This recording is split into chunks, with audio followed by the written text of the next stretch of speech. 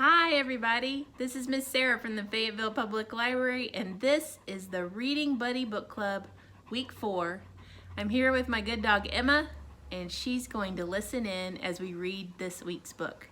Let's see, this week we're going to read Mr. Putter and Tabby Fly the Plane by Cynthia Rylant. I think you'll like it. Seems like Emma's ready to get started. Hey, Emma's probably going to lay on the floor as we read. I don't think I can have her in this shot the whole time. There's not enough room for both of us. Okay, let's get started. Chapter 1, Toys. Mr. Putter loved toys. He was old and he knew he wasn't supposed to love toys anymore, but he did. When Mr. Putter and his fine cat Tabby drove into town, they always stopped at the toy store.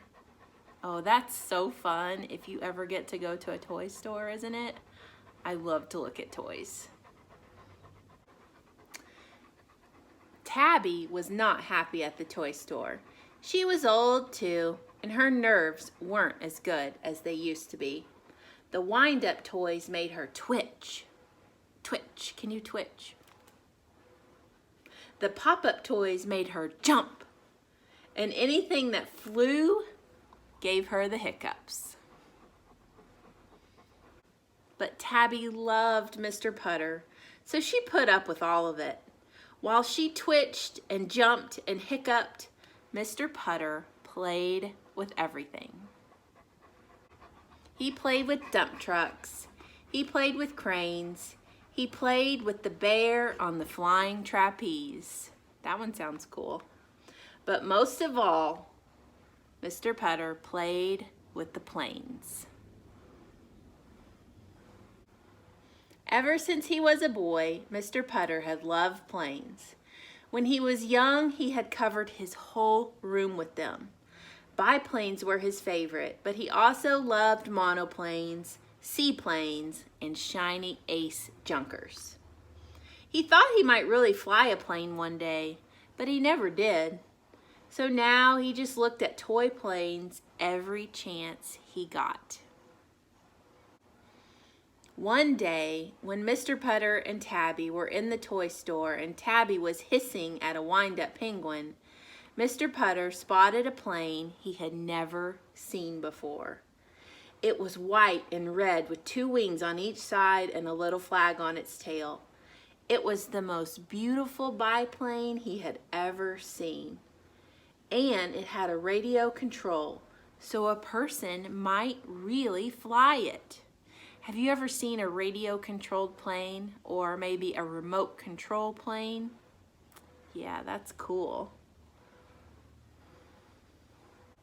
Mr. Putter was in love. He bought the plane and put it in the car with Tabby. He told her not to worry. He promised her a nice cup of tea with lots of cream and a warm English muffin, but still, she hiccuped all the way home. Chapter 2, The Little Plane. Mr. Putter kept his promise. He gave Tabby tea with cream and a warm English muffin, and then together they went outside to fly his new plane. Tabby had stopped hiccuping, but only because she was full of tea. She still didn't like Mr. Putter's plane. Mr. Putter sat on the grass and read all of the directions. Then he put the plane on the grass and stepped back and pressed the start button. But the plane didn't start. It just rolled over and died. Tabby purred. Mr. Putter ran to the little plane. He set it right again. He told it to be a good little plane. He stepped back and pressed the start button, but the plane did not start. It fell on its nose and died. Tabby purred and purred. Mr. Putter ran to the plane. He brushed the dirt off its nose. He told it to be a brave little plane. He stepped back and pressed the start button, but the plane did not start. One of its wings fell off, and it died. Tabby purred and purred and purred. So why is Tabby so happy? because she does not like the remote control plane, and if it flies, it's going to scare her. But poor Mr. Putter was so sad. He picked up his little biplane. He told the plane that it was all his fault. He told it that he was an old man and old men shouldn't have toys anyway. He said he wasn't good at flying planes. Tabby watched Mr. Putter. She could see that he was sad. So Tabby felt sad too. Tabby went to Mr. Putter and rubbed herself against his legs. She sat on his shoulder and put her head by his and licked his nose. This made Mr. Putter feel better. Mr. Putter decided to try again. He fixed the wing. He set the little plane on the grass. He told it that he and Tabby knew it was the best plane in the world. Then he pressed the start button. The little plane choked. The little plane coughed. The little plane gagged. But it didn't die. It warmed up and began to sound better. Then slowly, slowly, it rolled across the grass. It picked up speed.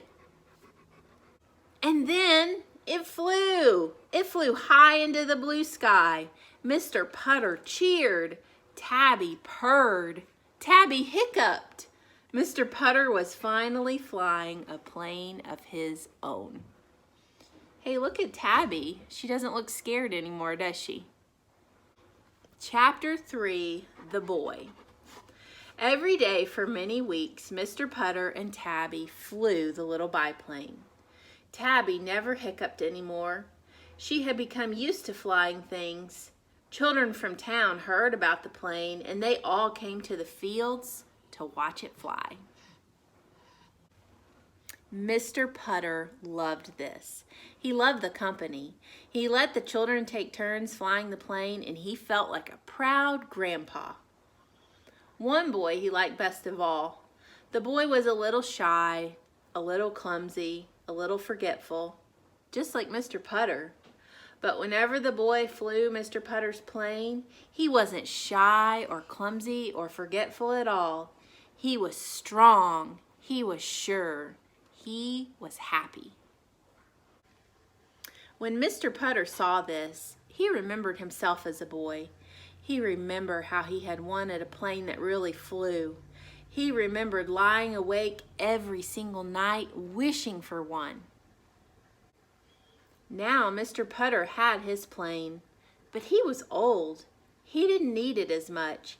He had Tabby, and she was everything he needed. So one day, he gave his little biplane to the shy, clumsy, forgetful boy.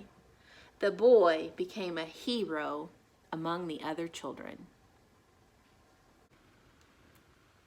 And Mr. Putter and Tabby went back to their tea and muffins, their tulips and roses, their morning naps and afternoon puddings, and sometimes, when they were out for a walk together, a proud little biplane flew high above their heads.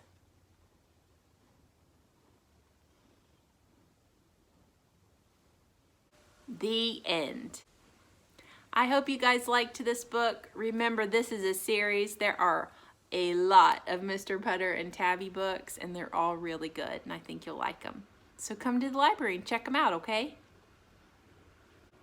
My challenge for this week is to come to the library and find a book about how to take care of a pet. Maybe a pet that you already have at home, or maybe a pet that you would like to get. Now this is one cool example of how practical the library can be. So if you're thinking about getting a fish or a guinea pig or a dog or a cat, or let's say you maybe have a dog and you want to learn how to teach it some tricks, the library can be an amazing resource for that. So I want you to come to the library this week and look for a book on taking care of a pet or training a pet or just learning about a pet you think you might like to have someday. I know a lot of us would love to have something like a horse, but it's probably not really practical unless you live in the country. So maybe that's an idea. Well, hey everybody, thanks so much for watching the Reading Buddy Book Club this week. I had so much fun reading with you this summer, and I hope to see you in the library soon. Take care, everybody. Bye.